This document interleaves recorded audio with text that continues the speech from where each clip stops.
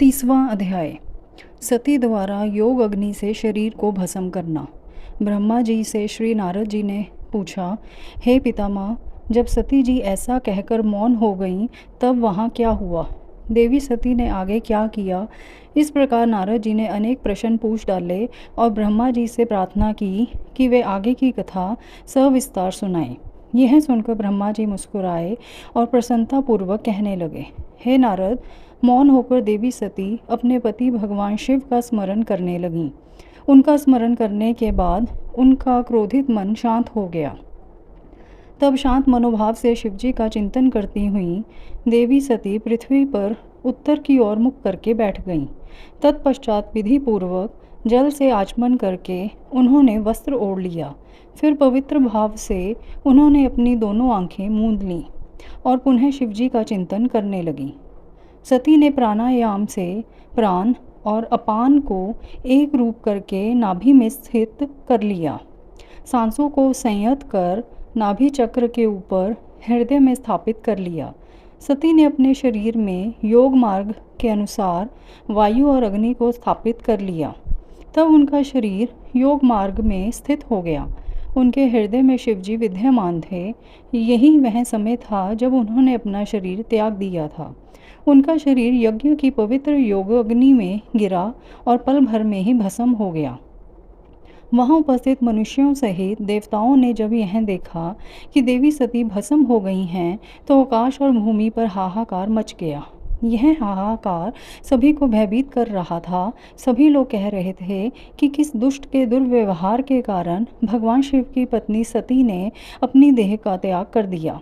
तो कुछ लोग दक्ष की दुष्टता को धिक्कार रहे थे, जिसके व्यवहार से दुखी होकर देवी सती ने यह कदम उठाया था। सभी सत्पुरुष उनका सम्मान करते थे।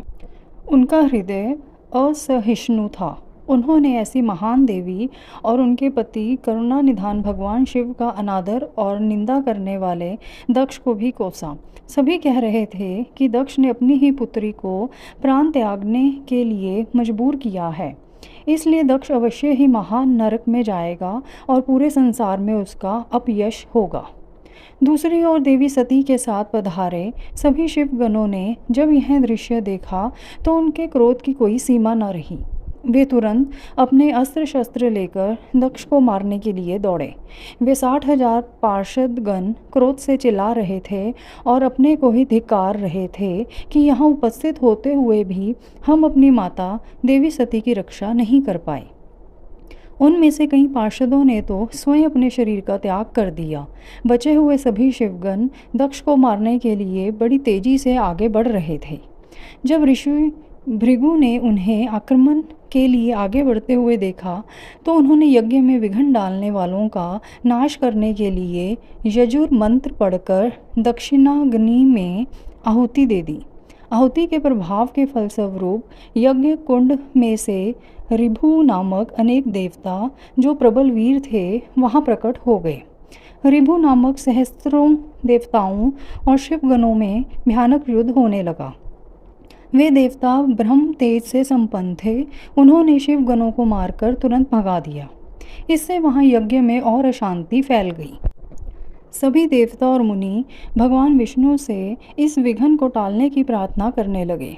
देवी सती का भस्म हो जाना और भगवान शिव के गणों को मारकर वहाँ से भगाए जाने का परिणाम सोचकर सभी देवता और ऋषि विचलित थे। हे नारद, इस प्रकार दक्ष के उस महायज्ञोत्सव में बहुत बड़ा उत्पात मच गया था और सब और त्राही त्राही मच गई थी। सभी भावी परिणाम की आशंका से भयभीत दिखाई दे रहे थे।